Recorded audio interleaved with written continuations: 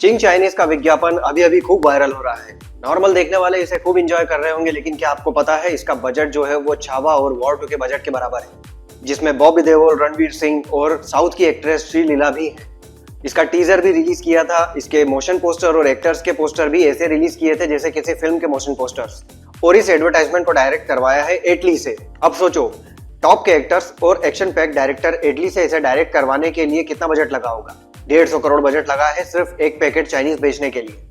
तो ये है आजकल के विज्ञापन का बजट, जिसमें प्रोडक्ट को उसकी गुणवत्ता से नहीं स्टार पावर के दम पर बेचते हैं। ये तो सिर्फ एक एड है, ऐसे कितने ही एडवर्टाइजमेंट है जिनका कॉन्सेप्ट ही नकली है। ऐसे ही विज्ञापन कॉन्सेप्ट के बारे में इस वीडियो में डिटेल में बताने जा रहा हूं। बने रहिए वीडियो में।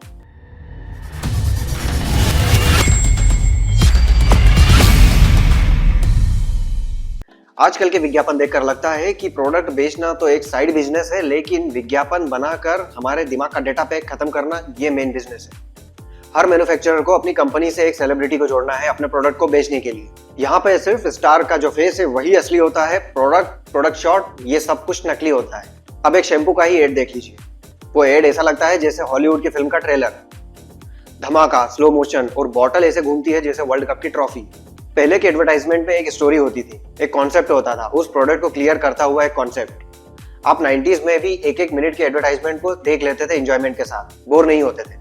और अब 1 मिनट में 4 एड निकल जाते हैं। उसमें ना तो स्टोरी होती है, ना असली प्रोडक्ट होता है, ना असली कॉन्सेप्ट होता है। बस एक 3D ग्राफिक्स से बनी हुई बॉटल होती है या पैकेट होता है, और उसका मटेरियल भी CGI जनरेटेड होता है। और बैकग्राउंड म्यूजिक ऐसा होता है जैसे मार्वल का ट्रेलर आ रहा हो।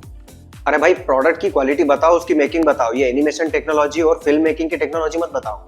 अब एक यूजर को ही देख लो, अगर वो टीवी खरीदने जाएगा या ऑनलाइन खरीदेगा तो वो क्या देखेगा? उसका इंटरफेस देखेगा, उसका वर्किंग देखेगा, ना कि उसका 3D एनिमेशन और उसके चिपसेट और उसके मदरबोर्ड को नहीं देखेगा।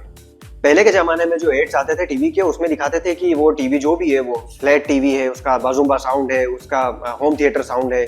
और रियल टीवी के साथ प्रोडक्ट के शॉट्स को लेकर एक कंप्लीट एडवर्टाइजमेंट बनाते थे रियल प्रोडक्ट के साथ। लेकिन आजकल ये सब ग्राफिक्स से दिखाया जाता है, जिससे कोई भी ब्रांड भरोसेमंद लगने लगता है।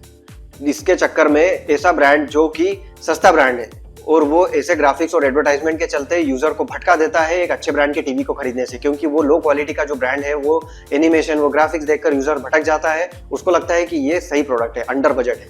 ऑनलाइन शॉपिंग में तो और भी बड़ा स्कैम चल रहा है। प्रोडक्ट शॉट 3D मॉडल के जरिए बनाकर इतने रियलिस्टिक बना देते हैं कि यूजर जो होता है वो उसे ही रियल प्रोडक्ट समझ लेता है और ऑर्डर कर देता है। और एक्चुअल प्रोडक्ट की खराब फिनिशिंग डिलीवर होने के बाद पता चलती है।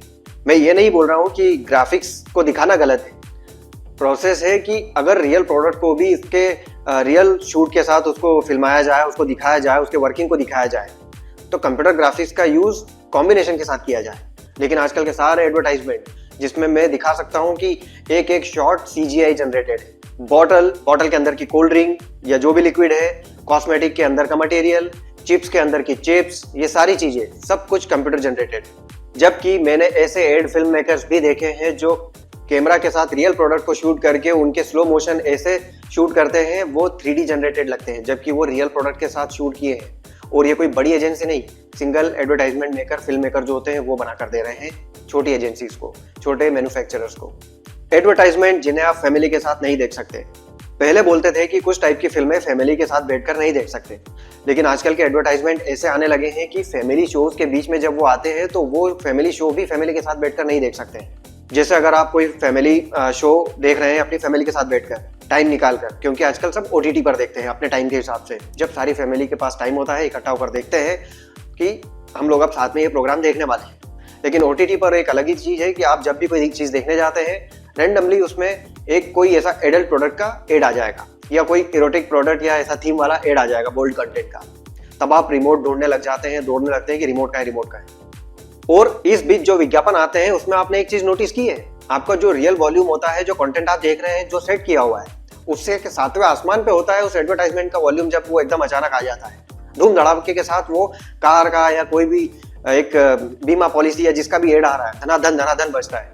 ये भी एक फालतू की स्ट्रेटेजी है कि हमारा विज्ञापन आए जब भी टीवी पे या OTT पे, वो ज्यादा जोर से बजना चाहिए, जोर से सुनाई देना चाहिए कि हमने एक कमाल का एड बनाया है, ना कि प्रोडक्ट। आजकल के मैन्युफैक्चरर जो है वो प्रोडक्ट ही इसलिए बनाते हैं कि उसमें एडवर्टाइजमेंट डाला जा सके।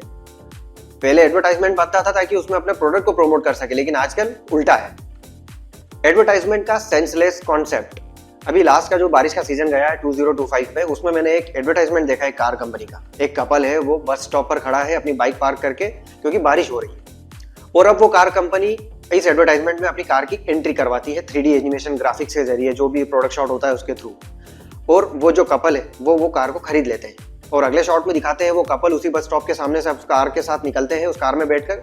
और जो नया कपल जो उस बस स्टॉप पे खड़ा है अपनी बाइक को लगाकर, बारिश हो रही है, और उनको देखकर इशारा करते हैं अपनी तरफ कि हमारे पास छत है, उनके पास नहीं है। तो ये क्या घटिया कॉन्सेप्ट है भाई, कि मतलब कार बेचने के लिए आप किसी की गरीबी का मजाक उड़ाओगे। ये आप एडवर्टाइजमेंट में कैसे डिसाइड कर सकते हैं कि कोई कार खरीदने वाला इस टॉपिक से या इस मुद्दे से कार को खरीदेगा। भाई जो ले पाएगा वही ले पाएगा, वरना बारिश में खड़े हैं स्टॉप पे, वो उनका जब टाइम आएगा तब लेंगे। इस तरीके से पोक करके एड बनाना और किसी को देना, वो गलत है, ये कॉन्सेप्ट ही गलत है। और सबसे बेकार एड जो होते हैं वो होते हैं कार के स्टंट वाले एड। जैसे कोई एसयूवी कार का एड है, वो जा रही है रास्तों पर तो चल रही है, लेकिन बाद में जंप करती है, पहाड़ों पर कूद रही है, ऐसे उबड़ खाबड़ रास्तों पे जा रही है, ड्रिफ्ट कर रही है, सिटी के अंदर आ गई है, और वो इधर उधर से एक्शन करते हुए टाइम पे ऑफिस पहुंचा देती है और एड खत्म। वैसे आजकल के जो लोग हैं वो ये सब एड देखकर कार तो खरीद लेते हैं कि उसका ये ऐसा एडवर्टाइजमेंट आया था, वो कार लेंगे तो ज्यादा स्वेग आएगा, वैसा हम लेंगे तो हमारा अलग ही दबदबा रहेगा। वो कार खरीद तो लेते हैं, लेकिन ना तो वो टाइम पे ऑफिस पहुंच पा रहे हैं, ना दूसरों को पहुंचने देते हैं। ट्रैफिक प्रॉब्लम, क्योंकि सबने खरीद ली, क्योंकि लोगों ने एड देखकर कार तो खरीद ली है, लेकिन बेचारे खुद का रोड नहीं खरीद पाए कार चलाने के लिए।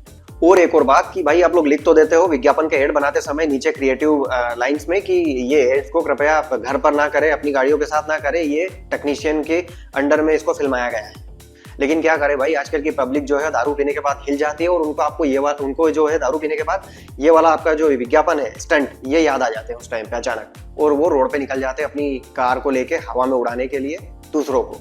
ये सब विज्ञापन जो होते हैं वो डेकोरेटिव लगते हैं, साउंड टेक्नोलॉजी के हिसाब से देखने में और सुनने में अच्छे लगते हैं कभी कभी।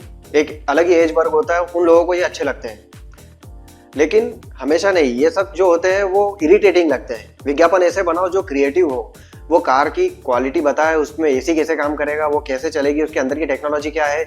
बहुत सारी कार कंपनीज जो है वो दिखाती भी है इस टाइप से जेन्युइनली, और वो बिकती भी है सबसे ज्यादा।